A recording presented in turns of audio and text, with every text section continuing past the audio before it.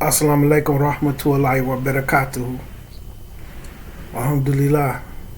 Bismi Allah Ta'ala, everybody in the best state of Iman. Trying to stay focused and growing this deen. Ameen. Alhamdulillah. So, as y'all can see up on the board, for those who can see the board, I got Amana up there. Especially for the new shahadas. I want to discuss Amana a little bit, right? Because it's an extremely serious affair when it comes to the Deen of Islam. I'm not quite sure that the Muslims understand their imana when it comes to the Deen of Islam. Okay? So, as we discuss it, and I was asked to speak about this topic a little bit because one of the new shahadas, they got their wake-up call. They got their wake-up call today. I won't go into detail, but what I will do, like I usually do, I use myself as an example in a situation that I was in that was somewhat similar to theirs and how I dealt with it, because I understand how they feel. When you're a new shahada, one of the worst things that can happen to a new shahada is a Muslim that they looked up to. One of the reasons why they took their shahada is because of a particular Muslim. And then you become Muslim and you start to learn your deen and you find out that person wasn't who you thought they was. And then because you trust in them and as a Muslim, because of what you deem Muslims to be, your mind isn't prepared. Your mind isn't, you can't even fathom another Muslim doing you wrong, especially one that you look up to. And I'm going to bust out a couple of hadiths, man, and I'm going to emphasize these hadiths along with Quran ayahs because they tell the story, man. They tell the story. And when you understand what you're looking at, you're prepared at all times. You're prepared at all times. See, I understand the brother heartache. And sometimes for new shahadas, it make them want to give up. Like, man, this is what this is? This how the Muslims act? You see, I want to be the first to say, and this why, alhamdulillah, while I'm working with y'all, and all of us as a group working with you, brothers, and holding your hands, that's why I'm instructing you. Get out there. Go and get out there, man. Mingle with the Muslims. Go to this masjid, go to that masjid, Google this, Google that, and come back and holler at us, and we going to give you the real. We're going to give you the real, and that way you will be able to recognize the truth and the falsehood. But you can't let it waver your faith in who you are as a Muslim. But you got to know it. And one thing I want to, like I said, I want to be the first to let you know, as a Muslim, being Muslim does not mean that you have to be naive. It doesn't. It don't mean that you got to be naive. You ain't got to be no fool for nobody. You don't have to be. You understand? Especially, with their situation, individuals who call themselves Salafi, and they hitting you with this rhetoric and all this and that, and you buy into it, and then they do you in. This is not everybody's case, but that can be difficult on a new Muslim. So I want to give them, this kind of like a healing session, man. I want you to feel. I want to try to help y'all feel better about what the deen is going to encounter, because I'm going to be honest, and it might take a while for some people to see us, and some people might never experience it. Some people might stay naive, but in this day and time, it's ugly out here for the Muslims, man. Let me tell you something, man. As a person who travel and do a lot and know a lot of Muslims worldwide, for us, it's like being in the streets. It's like being in the streets. You got swindlers. You got this group. You got that group. You got the gold diggers. You got the gold digger. I'm just going to keep it 100, man. It's some gold digging sisters. It's some manipulative sisters. It's the ones who treat this like a gang. It's us or nothing. We riding on them. You got the swindlers, you got the hustlers. You know what I'm saying? You got the dope dealers. Like, it's like the streets, man. It's like the streets. This isn't like everywhere you go. And some people don't ever get with inside of the inner circles to where they privy to what's going on. So let's break down Imana, and then we're gonna start with a very serious hadith, because like I said, I understand for the brother, you got hit with this Salafi stuff. We did this, we did that. And what I want people to do, don't get me wrong, Salafiyya is the minhaj. But don't buy into this notion of the Salaf was just this beautiful generation that had absolutely no problems. That it was just this beautiful group of Muslims and everything was just beautiful and sweet. Watch this hadith that I'm going to show y'all. But let me discuss Amana real quick. Very, extremely important in the deen of Islam. And you have to understand, when you take your shahada, you are entrusted that you're going to carry this deen the way that Allah commands you to. You entrusted with that. When you're dealing with another Muslim, you're entrusted to give them the rights that they have as another Muslim. This stuff like the streets, man. It be your own people. Matter of fact, I'll probably title this When the Muslims Start to Shed Their Skin. See, sometimes people who know about gardens and flowers and different things, where they plant flowers and do landscaping outside their house, they might have a snake problem, but they don't know it, right? But sometimes when they come out, they'll see where a snake done shed his skin. So they'll be able to see the snake's skin to say, okay, this is a lot of snake skin. We got a snake problem out here. Sometimes you got to be able to pay attention, and then you got to wait to see when that Muslim shed his skin, to where you can sit down and say, you know what? I'm dealing with a snake. I'm dealing with a snake. And we're going to get into it. We're going to get into it. And I want y'all to pay very close attention to this hadith and a couple of these Quran ayats that I want to break down, right?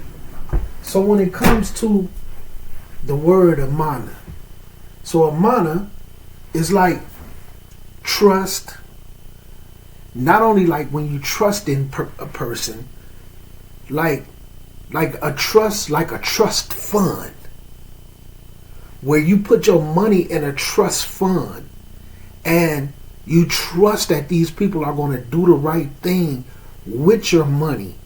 They're going to grow the money that's in the trust fund and then distribute it out the way it's supposed to be distributed out to the members that's within the trust. So there's also that form of a trust, right? The honesty, the loyalty, the integrity, right? Having trust and responsibilities to or with something or someone.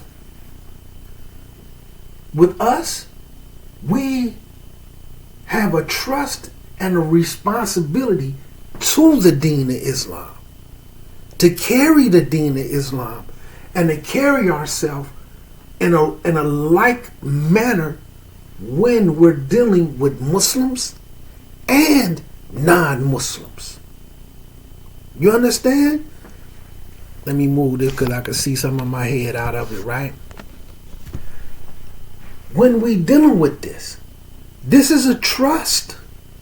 When you take your shahada, you're entering into a trust with this deen. That you're going to carry it the way that it's supposed to be carried. You're going to practice it. You're going to live it the way that it's supposed to be lived. Right? So, there's one hadith where Rasulullah sallallahu alaihi wasallam stated, when a mana is lost amongst the Muslim ummah, prepare, look for, wait for the hour. This is one of the signs of the hour. When a mana is lost in the Muslim ummah, start to prepare for the hour. You know what I'm saying? And when they refer to the hour, the day of judgment, the day of Qiyam, the day of standing. Okay? The day of resurrection. Start to look for it all to get ready to start ending. What's a Muslim man that can't be trusted? What's a Muslim ummah that can't even carry their own deen? So they asked the Rasul sallallahu alaihi wasallam, how will it be lost? Because this is strange to them. What? Amana is going to be lost amongst the Muslim ummah? How is that going to happen? Rasulullah sallallahu alaihi wasallam told them, when people are in charge that don't deserve to be, when the wrong people have authority, when the wrong people are in charge and have authority, the imana is going to start to be lost. It's going to start to be removed from the hearts of the people. Because the wrong people, when they are in charge, right, they're going to bring corruption. You understand? They're going to bring the corruption.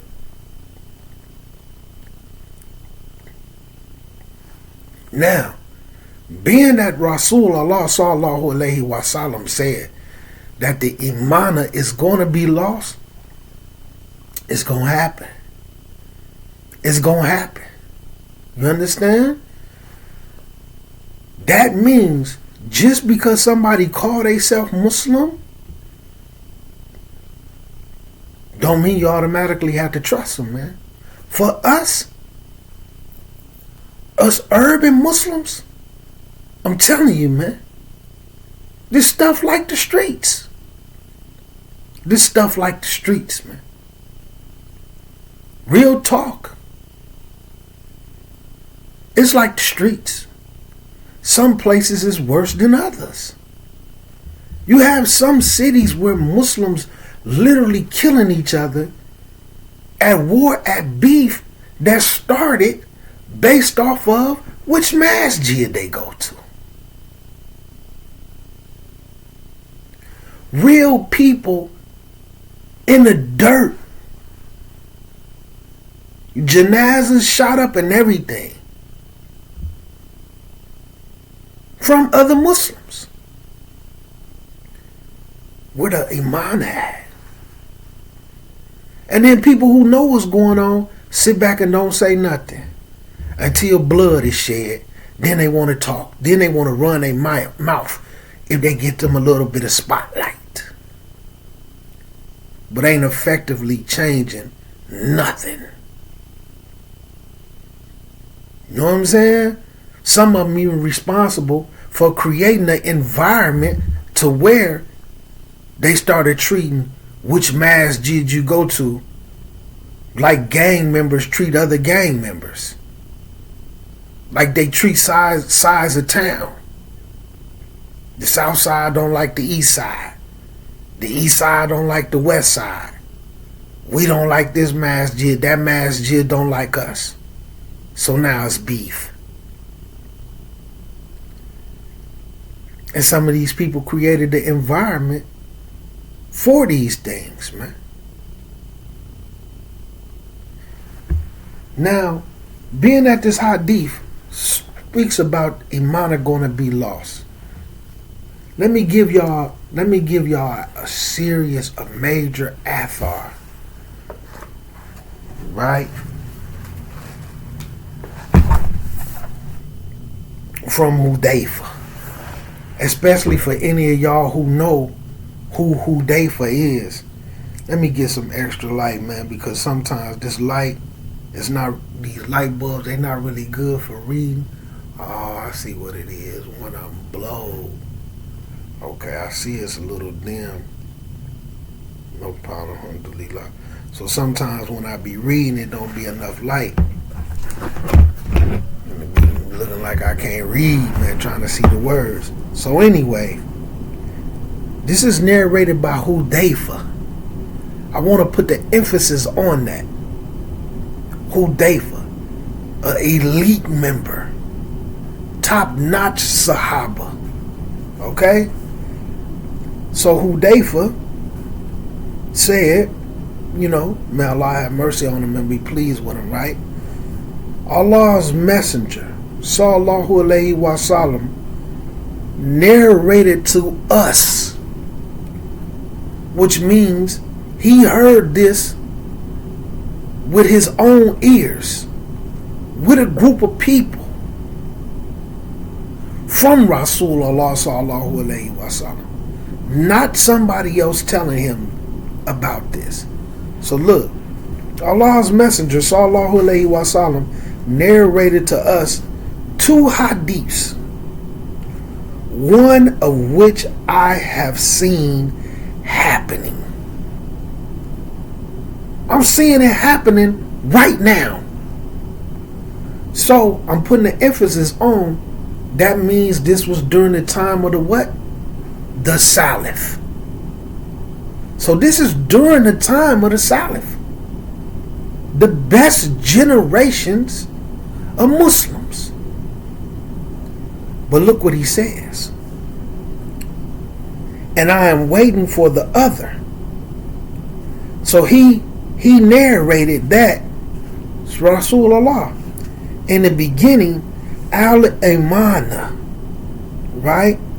So they put a little footnote with a definition, right? For Amana, the trust or the moral responsibilities or honesty, etc., and all the duties which Allah has ordained. You entrusted to carry this deen the way that it's supposed to be carried. When you take that shahada, it's your contract, right? He narrated, in the beginning, al-Amana was preserved in the roots of the hearts of men. Allahu Akbar. And then they learnt about al-Imana from the Quran. Allahu Akbar. So this imana was in their heart. Then they started to learn how to flourish and implement their deen and their imana from the Quran. And then we learned it from the Prophet's Sunnah. We watched how the Rasul implemented it. We listened to what the Rasul taught us. And what we recorded, those actions and those teachings in hadiths. So now Muslims like us, we got it. Right? This during the time of the Salaf.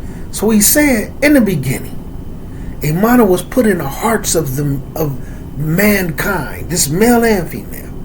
Then they learnt from the Quran the importance of it, how to help it grow, how to flourish with imana. Then they learnt the real implementation of it from the Prophet's Sunnah. Right? He also told us about, this is what Hudayfa is saying, Rasulullah sallallahu alaihi wasallam also told us that it's going to disappear. That it's going to disappear.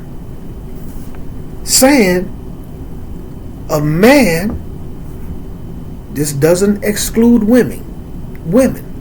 A man will go to sleep whereupon amana will be taken away from their heart, and only its traces will remain, resembling the traces of fire. Kind of like this is in your heart, but like a little burn on your hand, like you've been burnt, right? Little traces of fire. He then will go to sleep again, whereupon the remainder of the imana will also be taken away from his heart, and his traces will resemble a blister, which is raised over the surface of skin as an ember touches one's foot. So this is kind of like a little burn, but you get the little blister, like the little bubble, but it's empty. You see what I'm saying? There's really nothing in it. But your skin, you got that little burn mark on your skin, right? But this is what it says.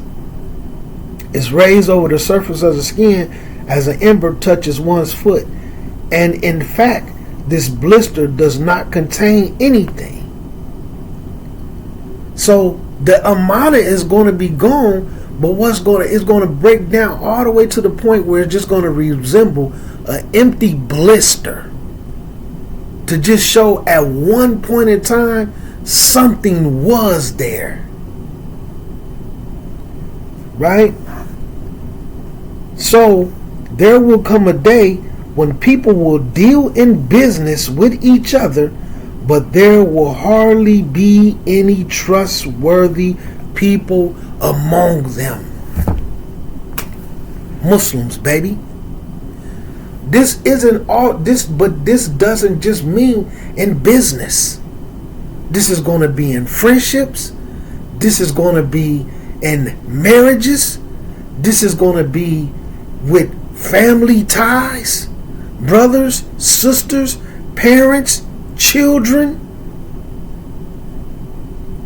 You understand? So he also says there's not going to be any trustworthy people amongst the Muslims. Right? Then it will be said that in such and such tribe there is such and such a person who is honest. So out of that tribe, you go to that tribe over there, 400-500 of them, that one brother, he's honest. That one sister, she's honest. Over there, that tribe, them people, in this city, the next city over, it's an honest brother that's there.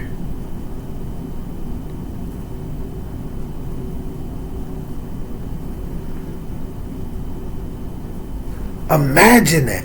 Now remember the beginning of the hadith. Hudayfa is saying the Rasul narrated two hadiths to us. One of them I'm seeing happening right now. And he's breaking down the one that he's seeing. And I'm waiting for the other thing he narrated to us. I'm waiting for it to start happening. But let's continue. Right? Then it will be said that in such and such tribe, there is such and such person who is honest. And a man will be admired. Alhamdulillah. Look at this. And a man will be admired for his intelligence, his good manners, and his strength. Though indeed he will not have belief in his heart equal to a mustard seed. His belief, his aqidah, his iman, he won't even have a mustard seed worth of it in his heart. But he intelligent. He even has good manners. And he's a strong person. Might even be a warrior. But when it comes to true iman, when it comes to this real deen, he won't have a mustard seed worth of it in his heart. The Rasul said this was going to happen. And he's saying, I'm seeing it happen. This is an elite member of the Sahaba. This is during the days of the Salaf. Listen to what he's saying, man. Let's continue. Right? Like they said, people gonna admire him because he is intelligent, has good manners and strength, though indeed will not have belief equal to a mustard seed in his heart. Right? Then he added, there came upon me a time, there was a time when I did not mind dealing with any one of you just for the simple fact that you was Muslim. Anybody that was Muslim, I would deal with them because they Muslim. Look what he said. This is what he's saying. This is right now. There was a time when I would deal with anybody just because they was Muslim. Right? Because his religion, his deen would prevent him from cheating me, from doing me wrong, for playing me, shedding skin, snaking me, being a snake around me. See, his deen, his religion would have prevented him from that. And then he said, and if this person was a Christian, the Muslim rulers would prevent the Christians from doing these actions. Not only the Muslims, but anybody in the whole vicinity that was under Muslim rule. What about today? What about today? But today, I cannot deal with anybody except for so-and-so and so-and-so. Right now, I'm surrounded by Muslims. But I can only deal with a couple of y'all. I can only do business with a couple of y'all. It's only a couple of y'all that I trust, that I can see still has that amana. Elite member of this from the Sahabas. Just like the Rasul told him. It's going to break down to the point where you say, where people going to say, hey, the tribe over there in the next city over. Now such and such, that's an honest Muslim. Over here, this next city over, this over there in that place, yeah, it's an honest brother, honest sister over there. And now he's seeing it to the point where he said, man, before I would do business, I would deal with anybody just because they was Muslim. Because their religion and their deen would stop them from cheating me, stop them from snaking me, stop them from doing me dirty. But now, it ain't like that no more. These Muslims here, they'll cheat you, they'll rip you off, they'll snake you. You can't trust them. And this is Hudayfa, an elite Sahaba. This during the time of the Salaf. First generation. He from the first generation of Muslims. Now y'all imagine that. Now this is 1400 years ago, B.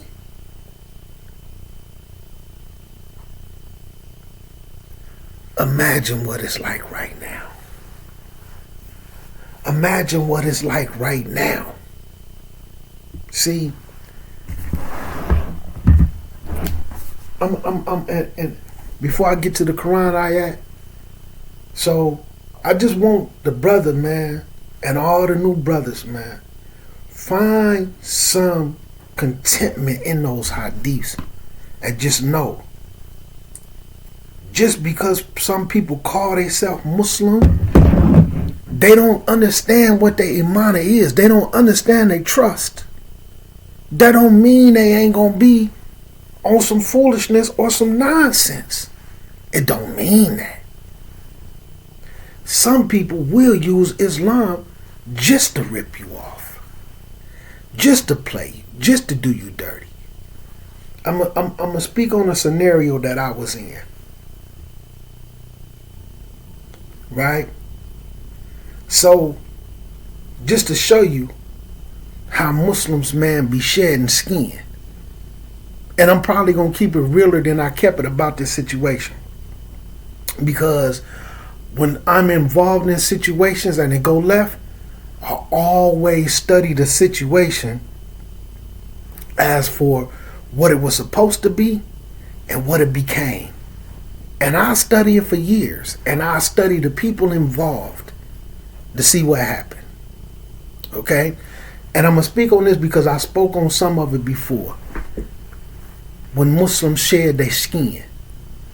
So, Muslim brother is in charge of a program with some Muslim kids. This is I'm going to speak on something that I didn't speak on before. All right? 2 Muslim brothers. But both Muslim brothers work at this place. You know, for some at-risk youth. Some Muslim kids who on the verge of going to prison. Like some of them, it's part of their probation and different things so that they don't go to jail to be a part of this program. So we are the turning point for them. We can put them on the right path. They taking a shahada.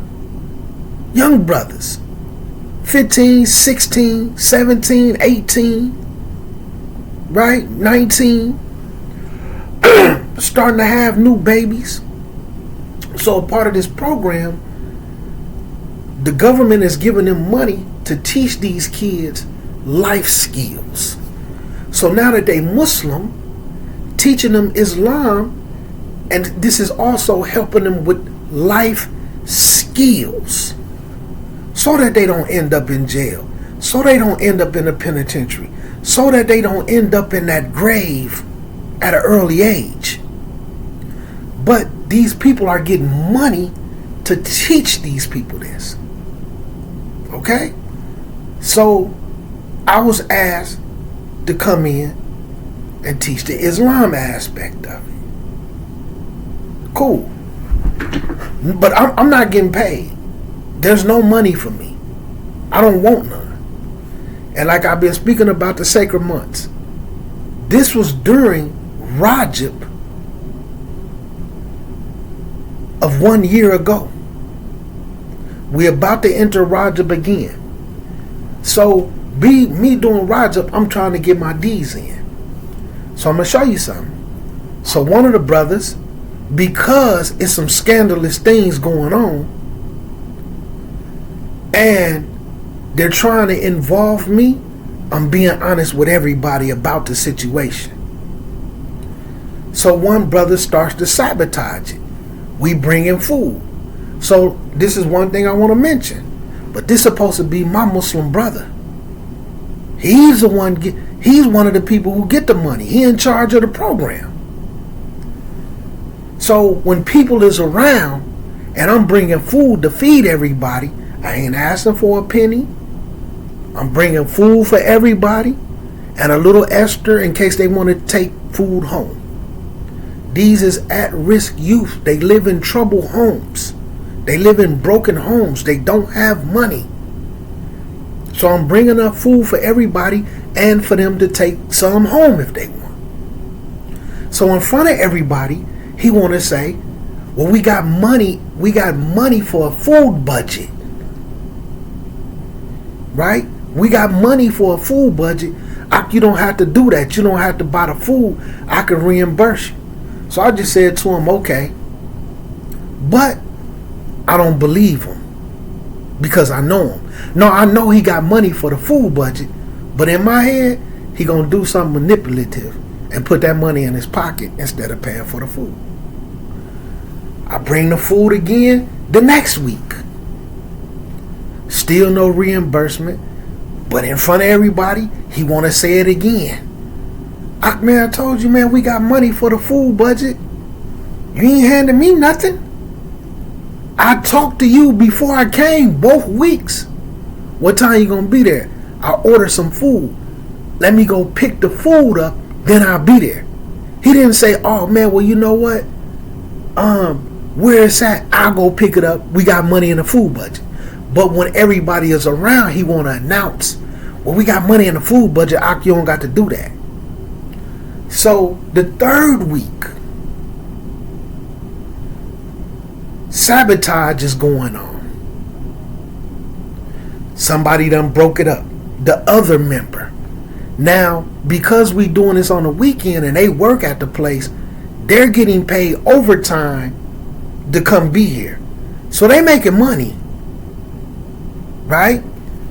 So I call them. I'm finna go pick this food up, this and that. I'll be there. I'm running a little late. Another person, an adult, he's coming. He done also went and bought some food. But this dude know nobody is coming. So I show up with all this food, right? I done spent, not just to throw a number out there to give people an idea. With tax and all that, I done spent $80. Just to give people a general idea of what the money was looking like. Then the other brother bring in some more food as well. But dude knew nobody was coming. So when I get in there and I bring the food, and me and the other brothers there, he was like, yeah, man, I knew dude was going to do that. You know, he sabotaged this and that. I'm like, but I told you, man, I was finna order the food. Why you didn't tell me? But you know what he didn't say? Man, here goes some money for the food budget. So when the other brother comes in with the food and he look and see nobody there, his exact words was this. He looked around, he looked at us. He said, this right here, this is sabotage. I know sabotage when I see it. Now, I've been trying to put him on because without speaking on the conversations that they having behind closed doors about the snakery, because there's money involved. So my point is, so us three sat there I done bought all this food, so I just went ahead and started eating it. So I started eating from it because I was generally fasting because it was Rajab. So they was really eating and I wasn't. Only 1 week I broke my fast, man, because the brother ended up bringing his wife in for me to meet her, and we sat at the table and everybody was eating. So I went ahead and broke my fast to eat with them, right? So I went ahead and break my fast and start eating the food. We got all this food there. Never, man, I don't do sabotaging. He not gonna bring, because the other person was responsible for picking the people up. He won't bring them because he's upset about what they being taught, and it's starting to make him look like a liar because he's been lying to these kids. This is that amana, this is that trust. But so the other person leave, so it's just me and him alone. What I let him do, because we got all this food, he called his wife, she got a few kids, he got a couple of kids. Man, y'all hungry, this and that. The brother brought all this food, nobody showed up. What ended up happening? I grabbed me a few pieces of chicken and stuff up out of there. And like I said, the other brother brought some fish and some other stuff, right? I grabbed me a few pieces of chicken up out of there to bring to the house. I let him and his family get the rest of it. But there was never no, here's a reimbursement. We got the food budget. There was nothing. But when people was around, he would keep saying it like he was on some big wig type stuff. Is we really brothers? You let me get this food and you knew dude wasn't going to bring the people up there. Is we really brothers? Right? So, what's really going on, but I ain't tripping. It's cool. So, when we come back to next week, I just said I ain't going to bring nothing. But every week, not only food, I'm seeing what all they don't have. Okay, y'all don't have Qurans? Order some Qurans, brought a box of Qurans. Here, y'all get these. Somebody else pass them out. Box of prayer rugs. Get y'all some prayer rugs. Even if you got one, take some with you, pass them out.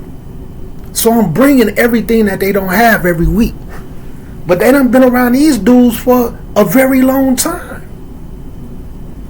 So it's the snakery because they're making money. So not really to make it about that, but because of the snakery stuff that's going on, we having our back and forth behind closed doors. Because now you snaking me. I came up here to help you, Ak. This is your program. Y'all the ones making money. Money coming out of my pocket. But there was another brother who was coming. He was a truck driver. So when he's sitting down with us, he was like, well, I'm trying with these life skills, we trying to do this. Just running his mouth. We can, with the CDL thing. So dude was like, yeah, I could teach them how to drive trucks. Prepare them to go get their CDLs. Oh, yeah, man, that alhamdulillah, man, yeah, we could do that. We could get you on the payroll. Right? I had set up a next city over, about a 2-hour drive. About an hour and a half, 2-hour drive. Real prominent imam, strong student. Have scholars and everything. With the program, they got a van. So, with this life skill program, they're going to get to learn how to drive trucks so that they can, get prepared to go get their CDLs. I'm giving them the deen and I'm telling them through the door, I'm going to teach y'all how to be imams. I'm going to teach y'all how to open your own masjids. I'm going to teach you how to get the 501c3s and where you could get your grants. Right? Your 501c3s and all of this, right? I'm going to teach y'all all of that. I'm going to teach y'all every aspect of the deen where you don't even need a adhan clock. You could just look at the sky and you know when it's time to pray. I'm going to teach y'all everything. Then I'm telling him I'm going to set up something where we could go to the next city over where they can meet this imam We gonna go when he gonna have a telelink on Zoom with a real modern day scholars. So these young brothers could have got that. Then they could have connected with some of these other members in their age group at this masjid in this other city. And then other cities where I go, we can, because they have vans. We can all go. They could get these deen, they could be imams. We in Rajab, Ramadan, 2 months away. So I'm like, by the time Ramadan comes, I can have y'all reading the Arabic. They kept breaking it up. Because individuals was wanting to be the man because they making money off this program. So when I look at the hindsight, I look at how it all fell apart because people was on some snake stuff. I'm the bad person because I'm telling the truth about everything in everybody's face. So like when I ain't around, oh man, the brother, he extreme, he do this, and this. But I would tell the truth in their face. See, they got to wait till I'm gone. You know, because they, oh man, you teaching them this too heavy of a level. These kids really dumb. They can't really read. That's why they problems in school. But I know sometimes just because somebody acting up in school don't mean that they dumb. Some of them be gang members. Some of them popping pills. Some of them getting, they probably high in class. I'm sitting up in front of them watching how they take notes. And I don't see dumb kids. Oh man, they super dumb, this and that. Okay, so why y'all have me come up here to teach then? Well, see, we can get this money and put down this to order these books and all this and that where they can undercut the program. We got to have all this documented, having them sign in so that they can look at this stuff so that they can get money for this program. But the kids not getting no life skills. They messing everything up.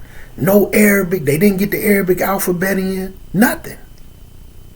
So I'm telling her, so I'm sitting down saying in front of their face, they trying to tell me that this is too high of a level for y'all.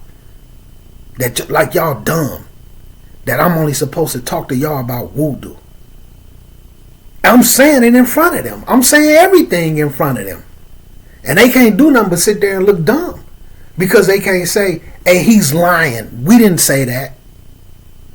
And I'm doing it intentionally because there's stuff being said to y'all while I'm not around. But I'm going to say the stuff while they're around in your face so that you know that I'm not lying in their face. So I'm like, do y'all only need to learn wudu? Because they snaking these cats. They making money off of them. And these Muslim kids, man. They didn't get to learn to drive the trucks. They messed it up where they didn't get to learn the Arabic. Some sisters started coming. Some sisters started growing. So they messed it up for the sisters. Because these, although they work at the place, one of them in charge of the program, but see, they ain't never did none of this work. And now it's starting to show because we in the class is doing the real work. And now it's starting to show what they don't know. But they want to look like the superstars. Snaking and shedding the skin, see? And they never got to go to the masjid to meet the people. We even ended up, due to some circumstances that came about, and it's a whole big building. So I hollered at him and said, hey, because one brother was really going through some different issues and didn't really have no masjid, and you know, he was just going through some different stuff that he was talking to me about.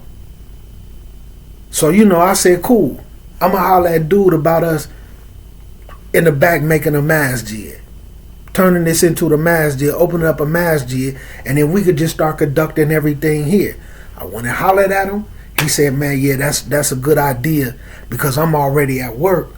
I could just come to the back, to the other part of the building and catch Jumar. Because he hadn't been going to Jumar. I hadn't been to Jumar in a very long time. And then the other brother worked there. So now we finna pull everything in together more and more sabotaged because they not looking like the man. And then sitting down when the kids ain't around, sitting around trying to tell me why it's just us adults here and one of the older adults, man, see you messing it all up. Man, we want you to be involved. Because the other brother don't really know what's going on, even though I'm trying to tell him, but he's not listening to me. You know what I'm saying? Perhaps even think I'm backbiting. But I'm saying this stuff in front of them, and I'm still telling him why I'm not going to be there. But he's not listening. So the dude sitting up saying, man, but we want you to be a part of this. So I'm saying, a part of what? Be a part of what? Go ahead and say it out loud in front of this other person that you brought up here for some foolishness. Go ahead and shed your skin. Go ahead and shed your skin. You see what I'm saying? And he's like, man, come on, man. You know what's going on, man. I know Bilal already hollered at you. Nah. Y'all not finna I'm not finna be a part of this. And he's steady trying to apologize when it's just me and him. Man, I'm sorry, man. Wallahi, it wasn't my intention to bring you around this stuff. How it wasn't? No, it wasn't your intentions for me to recognize what y'all doing and to say something about it.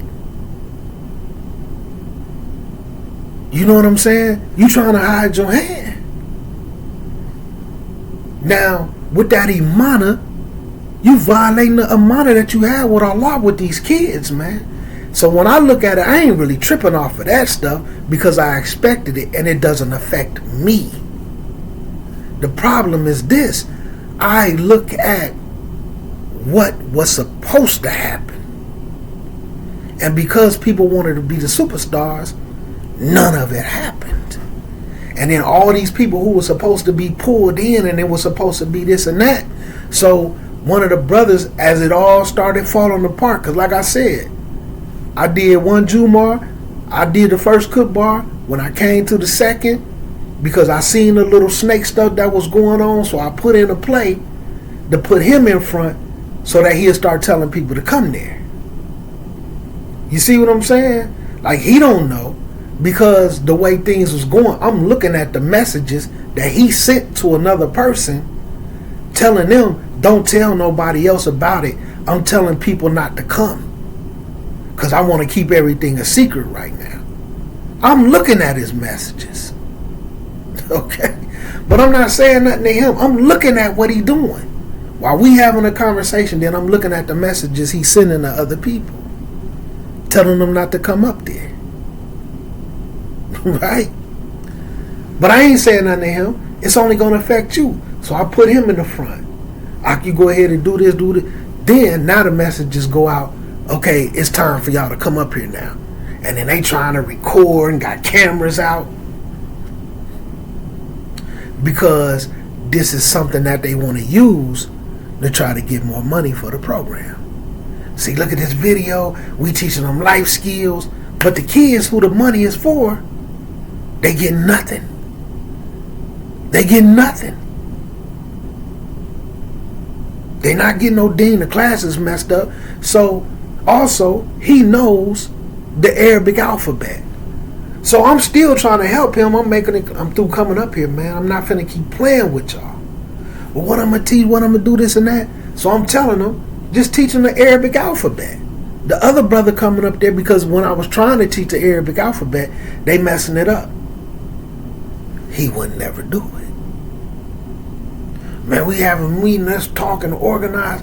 I'm teaching the alphabet so that by the time Ramadan starts, they'll be able to read the Quran. Cause like I said, I just kept maintaining my ties with them. Because you snaking them, they the ones who gonna lose, and you're gonna lose. Because best believe the people who was involved in that situation, that belt gonna come down. And like I said, all these other people who were supposed to be involved and were supposed to be showing up there, when it started falling apart, I took the other brother to a whole nother masjid. Let me take you in here, get you acclimated, show you who's here. And I'm going to show up a couple of weeks. all the people who were supposed to be involved with the other situation, they started showing up at the masjid over there. And you know, so some people, man, they just can't be trusted. But a lot of people, I was the bad guy.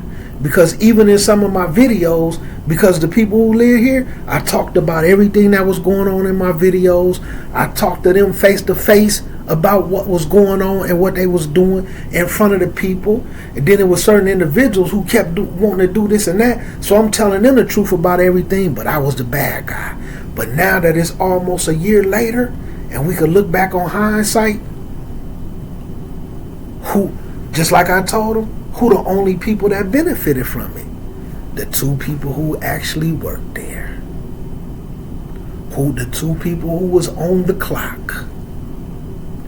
The two people that was getting the money from the food budget, even if they wasn't buying food. Even if this and that, other things that I knew what was going on. So me using my own personal thing to let the brother know, sometimes Muslims just not going to be right, man. And you have to do what Allah tells you to do. You have to fulfill your amana. I showed up. I did what I was supposed to do. And I stayed truthful and honest with the snakery and everything that was. And I didn't bite my tongue on none of it. Even when I filled out the paperwork, because outside of the teaching, they tried to give me a job there to come work with them during the days. They helped teach them life skills. Filled out the paperwork, got hired. Yeah, man, you're going to probably start getting paid next week. Never seen the paycheck. Never seen the paycheck. But I'm not going to say nothing to them about it. Just like even with the food budget thing. Man, this is, I'm going to leave it in the hands of Allah. Because when that belt come down, we going to see. Y'all done hindered these young cats from the path, all for some little funky little few dollars, man. Muslims not going to always be right and trustworthy, man. The Rasul said it was going to happen like this. And just like in the end, what it was all set up for them two to be the one who benefit from it, they're the only ones that benefited from it. Little young brothers, man, could be having Arabic conversations by now, man. Ain't no telling what's going on with some of them. Some of them might be in jail. You know, we the first line of defense. They already got one foot in the system. They try to make money. Not make money, but steal money. Because you already get paid. You're already on the clock to be there. How greedy you gotta be?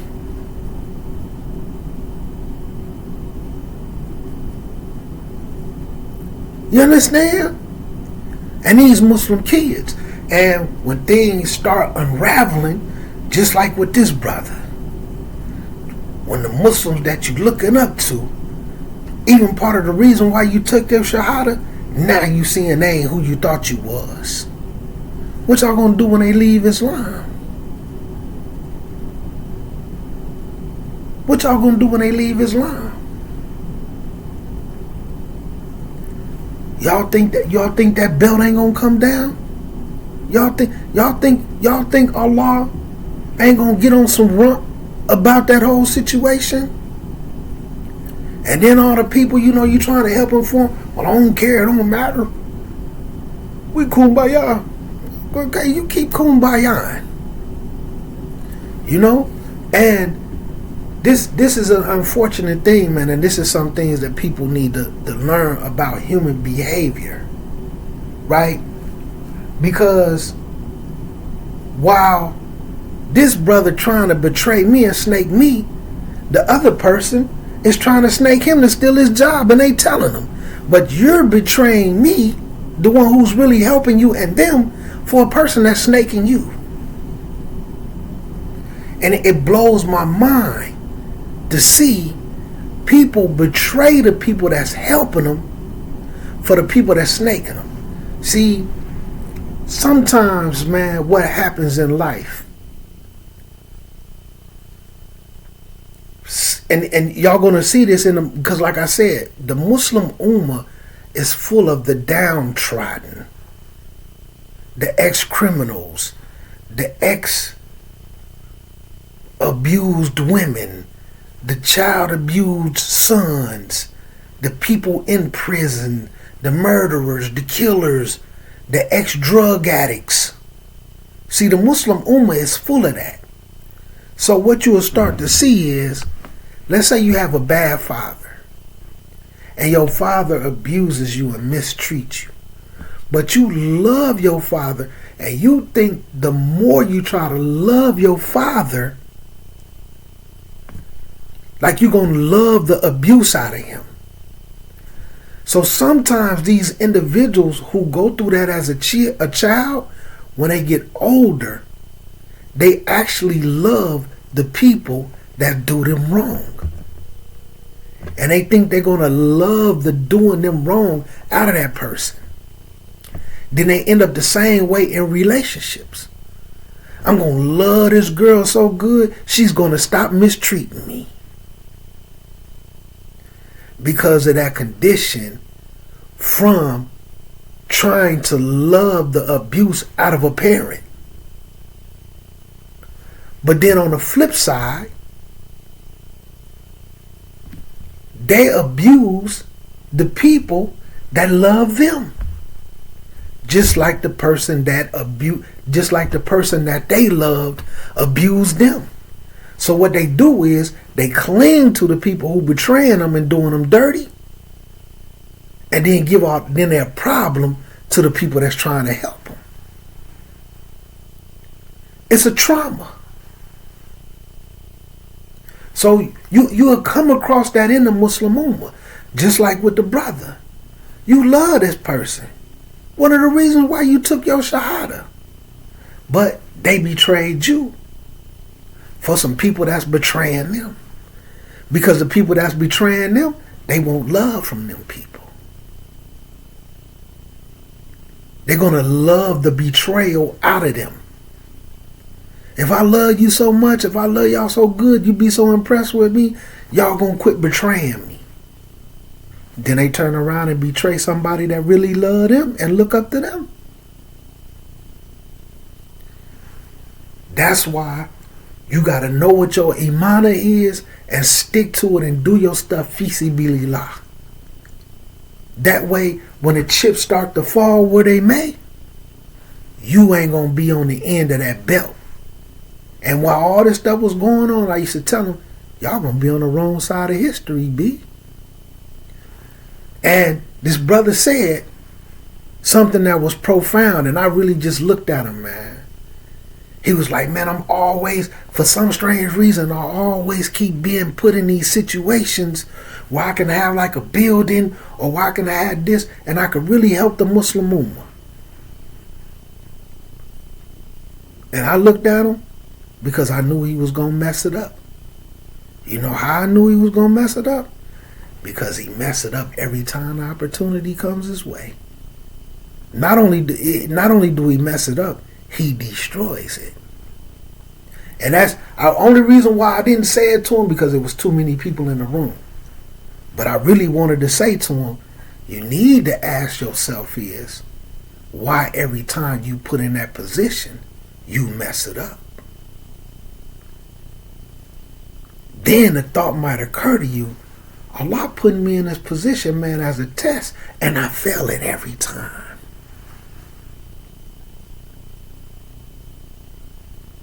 Now your Islam is questionable, baby. And when he used to do it every time he would mess stuff up, I would say that to him like I would say to everybody, because I say it to myself. Man, you're not afraid that Allah might take your Islam away from you, man. You have no fear that Allah might take your deen away from you, man. then he would have a full-blown excuse for why he not going to rectify the situations that he damaged. Well, see, I would do it, but they going to think, hey, man, you tell yourself whatever you need to tell yourself so that you can sleep at night. And let's just hope that Allah accept it from you. I can't say what Allah is going to accept. But let's just hope your excuse work. Now, right now, Islam is questionable. Where your iman at? So that's what I'm saying, man. I want the brothers to understand, man. It ain't always gonna be beautiful. It ain't gonna be peaches and cream. That's why you gonna have to get you like y'all three who came in together, and then your wife came in there. It might have to start with y'all. It might have to start with y'all, man. Just like me and D's and this and that. And our little clique. That's where it's at, man. We us. We that. It unfortunately, man, it's not beautiful like that out there, man. It's ugly. You know, even with the marriages, like even with y'all hearing me talk about that brother, man, imagine having to go beat the brakes off the imam. Don't nobody want to go beat up the imam. But you trying to ruin this man's marriages because they live in government housing? That's the taghut. Come on, man, get out of here, man. So you mean to tell me if he was paying $1,300, you know what I'm saying? We talking about a 3-bedroom, 2.5 bathroom townhouse. Alright? Man, that little joint would have probably cost him about 2 G's. And because his rent $35, he is paying all the bills. He is taking care of everything in both places. But because he paying $35 instead of $2,200, man, y'all better get out of here, man. Hating on that man. You understand? You gotta be careful, man. Because just because people say they Muslim, man, like, y'all just don't know, man. It be your own people. Like, I see people, man. I know people, man. They have friends. You know, I know some brothers. They got a little group of friends and this and that. I know some sisters. They got a little group of friends and this and that. And I be cool to more than one person in the group. They be snaking each other. Like, man, you know, and like when I had conversations with some of them and they really be snaking the other person, I be like, man, I thought that was your friend. But we cool. But in my head, I'm sitting now like, the only thing that's showing me is if a day ever come, you gonna snake me. You know what I'm saying? I ain't saying something about telling the truth about a situation and what's going on, and you have to be mindful of these people, that the company that you keep. Not that. Like, truly be snaking each other, man. And you know, in my head, ayats and hadiths and sayings from the Salaf gonna always go through my head. And when I listen to them, like I said, I know sisters like that. I know brothers like that. With a little group. And that ayat come to my head, man. Y'all, you never gonna really truly be a believer until you want for your brother or your sister what you want for yourself. I even seen a sister who I knew up teen failed marriages, trying to take this little new shahada under her wing. Little cute girl too. I'm gonna give her a prop. She was a little cute little girl, and she was snaking her. Wallahi, I told her, and man, you better quit listening to her, man. She gonna be done had you on your 15th marriage. She gonna keep you just as single as she is. She jealous of you. Cause I knew her. And look, she She got mad at me for saying something. I'm not finna sit up there and let you mess this girl up, man, because you jealous of her, man. Daki. Know what I'm saying? This the Muslim woman. She got mad at me because why she started snaking her? Because the girl asked her about me. We cool. You my people. We ain't finna get married or nothing like that. We ain't even discussing it. But then shorty asked about me. She tell me. Yeah, she keep asking me about you, this, that, and the third. She started snaking her. And I told shorty. Alright, look. And I wasn't trying to holler at her. Wasn't trying to get no brownie points. Still ain't never tried to deal with the girl. Hey, man, you better quit listening to her, man. She gonna keep you single, man. Just because they Muslim don't mean they gonna do you right, man. It be your own people. And now if you choose to sit up and keep following up behind her after I done told you in her face and telling you how she's snaking you, if you gonna sit up there and try to love your abuser, that's on you. But I got a amana. I'm not gonna sit up there and let this girl snake you, man. Trying to hook you up with men that she know beat women. And guess what happened? From her telling me. Hooked her up with a brother in Baltimore. Sister moved to Baltimore. Within 2 weeks, she was reading Knuckles. Why you do that girl like that, man? You know dude was gonna put his head. Why you do her like that? It be your own people, man. Y'all better start being able to learn, man. When the Muslims start to shed that skin, yani. Cause if you don't, you're gonna be in for some more heartache, man. This like the streets. See, in the city, we would have called that what she did to her. She backdoored her. You knew that man was gonna put hands on her.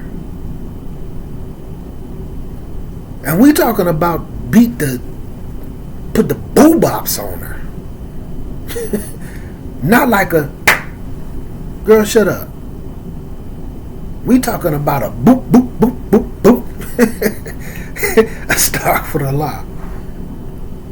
She backdoored her, man. Know what I'm saying?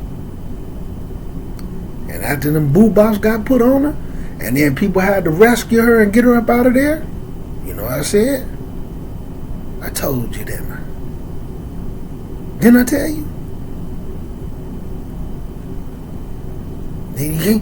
I know you asked about me this, that, and the third before you went over there. I ain't finna say nothing. You know why? Because you listen to her. You listen to her after I told you in her face what she doing to you. What we gonna do? Nothing. And see, that be the part that always blow my mind, man.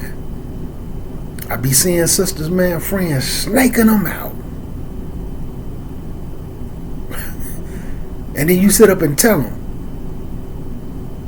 And then they look at you like, what you telling me that? Why would you tell me about that? Yeah, okay. You know what? You right. You're just trying to mess up our friendships. Y'all ain't got no friendship. They ain't your friend. You're trying to get in between our friendship. For what? They snaking you, B. You my people. I'm gonna tell you the truth. Oh, you ain't had to tell me all that. Alright. Then when they finally realize they getting snaked out, see, I don't want to hear it now. You know what I'm saying? You done already showed me your brains. All of it could have been prevented. You could have been on the right side of history when that belt came down. But, so, Just showing you, man, this who they foreseen this happen. An elite companion. One of the members, man. You think you're not going to see it now? And there's very few people, like I said, even with the situation that I'm explaining, and I'm telling these young brothers in these people's face, man, they sit up here talking about y'all dumb. This stuff too over y'all head. I told them, I don't see dumb people. Y'all know what I see when I look at y'all? I see soldiers. Because I want to see if y'all can recognize the real. I'm telling you in their face. They just walking around the room with that dumb look on his face like, here you go, messing everything up like he always do. I ain't finna let y'all not finna snake these cats on my watch. And I say nothing. I'll be just as bad as you. But they didn't say, man, he lying. No, we didn't. They couldn't. But you know what? Them young cats couldn't recognize the real. Because everybody's so used to being fake and dealing with fake people, they don't like the real. They don't like the real. But now look. And they hurt me. I got my barricades in. I did what I was supposed to do. I'm telling you, man. It be your own people, man. It be your own people. And that's why the inner circle, me, Deeds, and Deeds the only person whose name I say. Because, you know, the Zoom is his.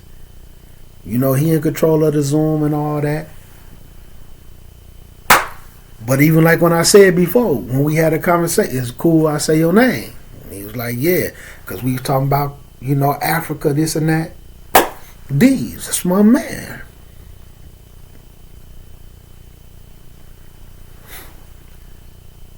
It's sad, man. It's sad, man. Man, let me give y'all this Quran ayat, man, so I can get up off of here, man. Learn about your imana. Y'all new brothers, go Google, look up whatever you can. Because like I said, I know y'all don't have books right now. Go talk to some more people, ask who y'all can ask. And then, you know, with the brother in that situation, like I said, I ain't going to speak on the situation. But I was prepared for something to happen. And I understand that Salafi this, Salafi that. Sometimes, man, that stuff just speech, man. Yes, Salafia is the minhaj. Don't ever forget that. Just like Islam, this is the haq. This deen is the haq. You're just going to have to start to learn to overlook people. And start to learn and pay attention when they start shedding that skin, man. Because you might not know that they're a snake until they shed their skin, man. And you want to make sure you're on the right side of things when that belt come down. Because like the Quran ayat that I was speaking on a few days ago about we going to be tested. Just because you say you believe, just because you accepted Islam, do you think you're not going to be tested? What was the breakdowns from that? See, these tests come down so that Allah can distinguish who's truthful and who's going to be a liar. But not only for Allah already know who the truthful and the liars is. It's so you know who truthful and who a liar. So you know what you dealing with. It's some snakes in this grass, boy. And it always will be. Just like the streets, boy. You better stay on your P's and Q's, Jack. The Muslims will do you dirty, boy.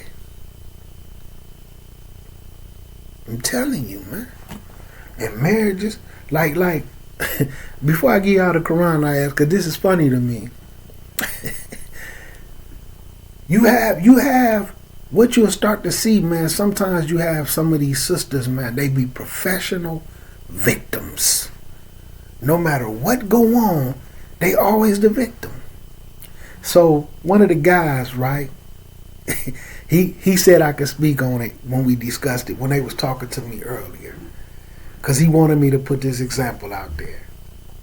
So he married a sister. She's in a little small suburban town that's like 30 minutes away from him.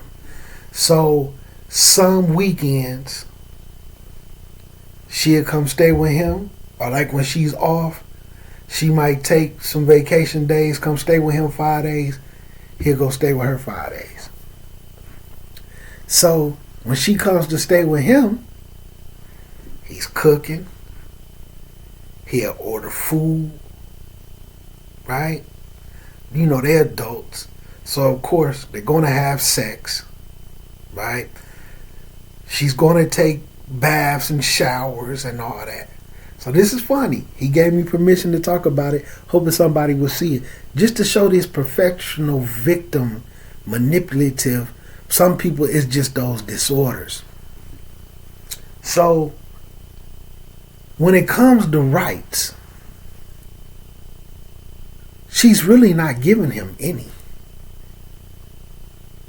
The sex, but she want to have sex too. They're adults. When he goes stay with her, he's cooking. He's taking her out to eat because that's her right. You got to feed me. My right is food. You got to entertain me. He take her out. You know, they'll go see a movie. Right? But when she comes to stay with him, she's not washing any dishes. Not saying that's her job. She's not washing the sheets and blankets. She's not washing the towels and from when she's taking baths and all that. Not saying it's her right that she has to do that. But she's starting to play it like she's not getting enough out of him. He needs to do more. When she do nothing. When he go to her house and he take his little clothes, he's doing his own laundry. He cooking and washing the dishes over there. You know what I'm saying? So she ain't even working with him like, okay, yeah, you did cook. I'm going to go ahead and wash the dishes. Although I came to see you, yeah, I'm going to cook and you cook, I'll wash the dishes. She does nothing. But then try to play him like he's not doing enough when she does nothing. You see what I'm saying? And she's a professional victim. Because she had this, and then, you know, he don't really say nothing. Like, you know, alhamdulillah, man. You know, Allah gonna sort it out. Allah gonna sort it out. You know what I mean? But it's just unfortunate, man.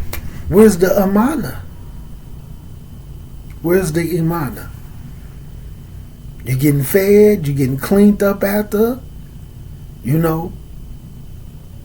Y'all having intercourse, y'all cuddling. You getting everything. What he get? But see, her mentality is he gets her presents. You just getting a chance to be with me is a privilege. You know? So, you know, unfortunately, man, the little situation about to go down the drain, man. That's selfishness, man. How do you not do anything but claim not enough is being done for you? And then when it's what's the not enough? What is the more?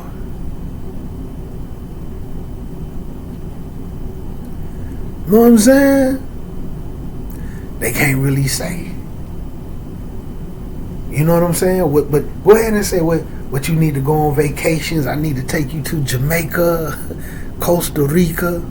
You don't do nothing. Not saying she don't deserve it, but man, let me leave that alone, man. I want to give y'all this Quran ayat, man. which I really wanted to start it off with, but I wanted to give you that hadith, man, because it's that time, man. Hey, Jack. It's that time, man. Surah 57, which I got two right here. We're going to do 57:16. The amana is going to be lost, man. If Hudayfa said he's seeing it in his time, and there's another hadith with a Rasul about Imana where the Rasul said people gonna be like camels. Out of 100 camels, you can barely find one that's trustworthy enough to ride. You gonna be lucky to find one out of 100 that's gonna act right. The man seen it in his time. He seen the narration fulfilled in his time. To where you gonna be like, man, such and such trustworthy, but they all way over there. Just think about that. One of the elite companions saying, it was a time when I would deal with anybody just because they was Muslim, because their religion and deen would stop them from doing me wrong, from cheating me, snaking me, shedding their skin on me or anybody else. But today, I'm only comfortable dealing with such and such and such and such. During the time of the Salaf, elite Sahaba, one of the elite companions, one of them guys, man, one of them members. What do you think about right now? And this is in regards to Amana. It's lost, baby. It's lost. Look at this right here, though. This Quran ayat, man. And it do something to me, man. I'm going to read 14 with it. This is Surah 57. Matter of fact, we're going to do 13. 13, 14, 15, 16 is the one. But look what it's saying, 13. On the day when the hypocrites, men and women. So keep in mind, when your Quran is referring to hypocrites in modern situations, they're referring to Muslims that's hypocrites, right? There was hypocrites in the children of it, the Bani Israel, and in the Christian sect, but like when there's certain ayats that's came with Islam, not the Christian or the Bani Israel, these hypocrites is referring to Muslims. So it say, on the day when the hypocrites, men and women, will say to the believers, wait for us, let us get something from your light. It will be said, go back to your rear, then seek a light. So a wall will be put up between them with a gate therein. Inside it will be mercy, and outside it will be torment. So the believers, is they going to say, go back to the light, and then this wall is going to be put up where the hypocrites is going to be on the outside where the torment is. The hypocrites will call the believers, were we not with you? So these going to be like, hey man, you know, we was in the masjid with you. We was at the class with you. we was inside the great building with you. Right? The believers will reply, yes, but you led yourselves into temptation. You led yourselves into temptation. You look forward for our destructions. The Muslims that was on the right, the Muslims who was really doing what they was supposed to do, you wanted to see them destroyed. Right? You look forward for their destruction. And you doubted any mind. So you had doubts about certain aspects of the deen, and you were deceived by your false desires. The hypocrites gonna be like, hey man, but we was not with you. Wasn't we doing tar we together? Then we sit down and have fish and chicken and say Alhamdulillah, Allahu Akbar together. But then it says, you were deceived by false desires till the commandment of Allah came to pass, and the chief deceiver, Shaitan, deceived you in respect of Allah. This is what the believers going to say to the hypocrites when they outside that wall in that torment. We was with you though. We was Muslim. We had deen. We said La ilaha illallah too. Yeah, but you was full of it. See what I'm saying? You led yourself into temptation and you look forward for our destruction. You wanted to see us lose our jobs. You wanted to see our marriages break up. You wanted to see our kids fall off deen. You wanted to see us back in the streets. You wanted to see us in prison. You wanted to see us lose our deen. Huh? You wasn't our friend. You was out there shedding skin. That's what he telling them. And you doubted Iman, you doubted aspects of these things. You doubted that belt was going to catch up with your booty. Huh?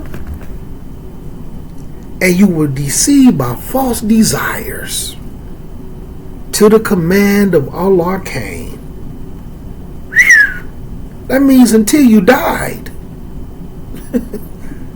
Until you died. Subhanallah. So, this day, no ransom shall be taken from you. You can't save yourself.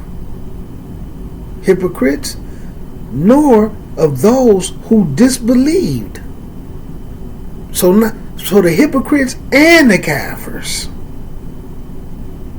So on this day, ayah number 15, so on this day, no ransom shall be taken for you hypocrites, nor of those who disbelieved. Your abode is the fire, and that is your mullah. That is your mu'alla.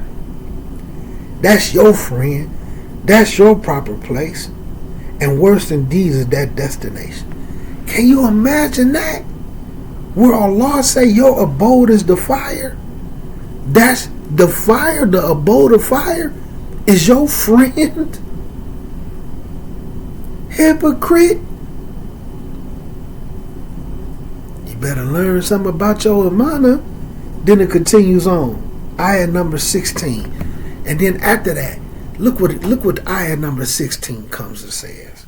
One of my favorite ayahs in the whole Quran. Has not the time come for the hearts of those who believe to be affected by Allah's reminder? Isn't it about time that the Muslim's heart actually be affected by what Allah is putting in front of us? In the Quran, in the Deen, in these hadiths, these examples and signs, these hypocrites that we around, these kuffar that we around, these environments, man. Man, it's about time for the Muslim's heart to be affected by this, man. And it's time to reflect on Allah. And it continues to say, has not the time come for the hearts of those who believe to be affected by Allah's reminders and this Quran and that which has been revealed of the truth, lest they become of those who received the scripture and the Injil before, and the term was prolonged for them, and so their hearts became hardened, and many of them was fasiqun. What it basically is saying, affected by this reminder, the Quran, and that which has been revealed of the truth, unless you want to become like those who received the scriptures and the Injil. And then Allah says He prolonged their term just so that their hearts can become harder. You want to become just like them? Surah Hadid. It's time to get it together. Surah 3372 is basically about amana, where that ayat is referring to how Allah offered the amana, the trust, to the mountains, to the earth, to the atmosphere, and they all turned it down. And then Allah informs us, but man took on that trust. We took on the amana. And then Allah said, but we don't even have a clue of the injustice that we do to ourselves. Imana, brothers and sisters, learn about it. Get it in you. Try not to lose it. Is you trustworthy? Do you snake your friends? Don't you want for your brother and your sister what you want for yourself? Because a lot of Muslims don't. A lot of Muslims don't, man. It be your own people. And some people who listening to this, I'm just keeping 100. Some people who listen to this, they got a friend that's snaking them right now. They might even have a family member that's also Muslim. That's snaking them right now. It might be a wife snaking her husband. It might be a Muslim husband snaking his wife. Because you don't have no imana. Some of y'all might be wives talking about the marriage ain't going the way you want it to, but you do absolutely nothing for your husband, and he do everything that he's supposed to do, or he do more for you than you do for him. And we not talking about as far as the maintaining and these things. You got a role to play as a wife, just like he got a role to play as a husband. You do none of it.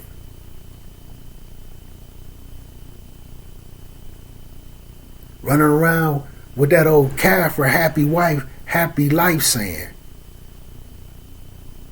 If you not happy, that means you can't make him happy. What in your mind make you feel like him being unhappy, he's going to be sitting around trying to make you happy? See, that's that dumb stuff, man. That's a trick of the shaitan. But it's that time, man. Let me go and get up off of here, man, brother. Don't take it to heart. Thank Allah Azza wa Jal that you got to learn that lesson early on. You ain't even been Muslim. What have you been going on about 2 months? You know, you might be further than that person, man. You done read the whole Quran. Y'all in lesson 6 of that Aqidah course, doing good. You know what I'm saying? Y'all already got the Arabic alphabet. Y'all already connecting letters. You been Muslim 2 months. You already got all that in you, man. Y'all learning about hadiths. A little bit from tafsirs. See, you getting it in you, man. You getting it in you. You know, y'all on y'all way, man. Just remain steadfast and just always keep in mind, man. Pay attention to a person long enough, man, until you catch them shedding that skin, man. Until you catch them shedding that skin, B. Because, like I said, man, you got to pay attention to the test. Everybody going to be tested with the situation. But on the other side of that test, it's going to show who really truthful and who the liars, man. And see, one thing about me, Yani, well, alhamdulillah, and I thank Allah for it, I'm going to show up. Can we do these classes? Can we learn this? Can we do that? I'm going to show up. If it don't go any further than that, it's because they didn't show up. People who know right now, who hit me up on Telegram, anybody who asked me some questions, anybody who talked to me about something, anybody who asked me to send them something, I did it. A brother hit me up today. Was wanting the thing, man, can you send me some quizzes and any type of lesson thing, this and that? Boom, here. Take this right here. When I answer this and that, what you want me to do? You want me to send you some pictures? You want to grade it, this and that? Yeah, I'll do it for you. I ain't never seen them. Don't even know who they is. Somebody who watched my YouTube videos and got the Telegram link, and they hit me up. The same lessons I'm reading from, the same lessons y'all taking. I sent them the whole thing. You do the work, I'm going to grade it. You know what I'm saying? You have any questions? I'm going to answer it. Alhamdulillah, I'm going to show up. Because I understand the amana that I have. I ain't the most knowledgeable person on this planet. I ain't the coldest one. But I'm going to show up. You feel me? If I can help you, I'm going to be there. Brother, sister. You understand? I'm going to be there. You know what I'm saying? Individuals, you got my phone number, this and that. You doing something, you got, just like it was a group of sisters, right? And they hit me up. One sister hit me up and they wanted to do a little Akida thing. So with the same lessons, I sent it to them. We did one class, but during the class while I'm talking to them, I was expecting for it to fall apart. But I made the agreement with them. I got a amana. Y'all work on it together. That way, I don't have to read it to y'all. We don't have to meet once a week because I could feel that it was going to break up. But y'all do the work. Hit me up and I'll grade the work. I'm going to show up. If y'all don't do it, that's y'all business. That's on y'all. I didn't come looking for y'all. Y'all came and got me. You know what I'm saying? I ain't asking for no money. I ain't asking. Like I said, well, I don't make money off YouTube. Man, I'm just your Muslim brother, man. That's it. I'm out here, man, trying to get some ajr, trying to hold on to my amana and be who I could be. And I'm going to be honest with people, man, no matter how ugly the truth is. Some of these marriages, man, like I said, man, I remember marriages and stuff, man, breaking up because people was cheating. Now they getting divorced over toilet seats. Eating two meats. It's crazy, man. Or other people, man, beautiful marriage I done ever seen, man, because people focus on the deen and they not chasing this dunya. Two nice apartments, 2 nice townhouses, fully furnished. Kids got their own rooms, 2 full bathroom, and then a small bathroom for guests. 2 guest bathrooms, but 2 full bathrooms, and then a small bathroom with just a toilet and a sink to wash your hands in it. In both apartments. Y'all mad at this man because he paid $70 a month for both of them? You know what I'm saying? No electric bill? Nah, brother, that's a tagut. You need to pay $2,200 a month for them. Man, get out of that man's face, man. Get out of that man's face, man. I sat up there and made this man have to beat you up. You know what I'm saying? How the heck you gonna tell somebody, man, to take their kids, man, and leave them? All behind some fiendish plot because some other brother want this man's wife. Come on, man. Snakery, man. But Assalamu alaikum rahmatullahi wa barakatuh, man. You know what I mean, brothers, man? I got you. Okay. Alright, man. Any mistakes I made came from myself and the shaitan. Anything that I said that was correct came from Allah Azza wa Jalla al-Muqtadir. Learn from the lessons I'm telling y'all, man. And like I said, I'm not speaking on that story to make them brothers look bad. I don't hate them brothers. is to speak about what could have had became. You still could have made money by doing the right things, though. Why ruin it all for a few bucks? What about their lives, man? What about all that done became of this? And you know, it's either other people who involved. We probably have never had a relationship that, like a few people that involved themselves in a situation. We'll probably never had a relationship that we could possibly have because they betraying me for people that's betraying them. They got a problem with me telling them the truth, but they ain't got a problem with what these people doing. That's a problem to me, man. That's a problem to me, man. But I love them. I ain't even fought nobody. I ain't even calling them bad people. But snaking is snaking, man. Look at what it could have became.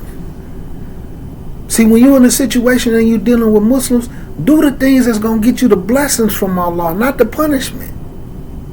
What if Allah take your deen, man? Is you prepared for that belt? Because one thing about it, ain't nobody gonna escape nothing. That belt gonna reach that butt. You best believe it. That belt gonna reach that butt. Assalamu alaikum rahmatullahi wa barakatuh. And I'm not throwing up the one like that. Don't get it twisted. Assalamu alaikum.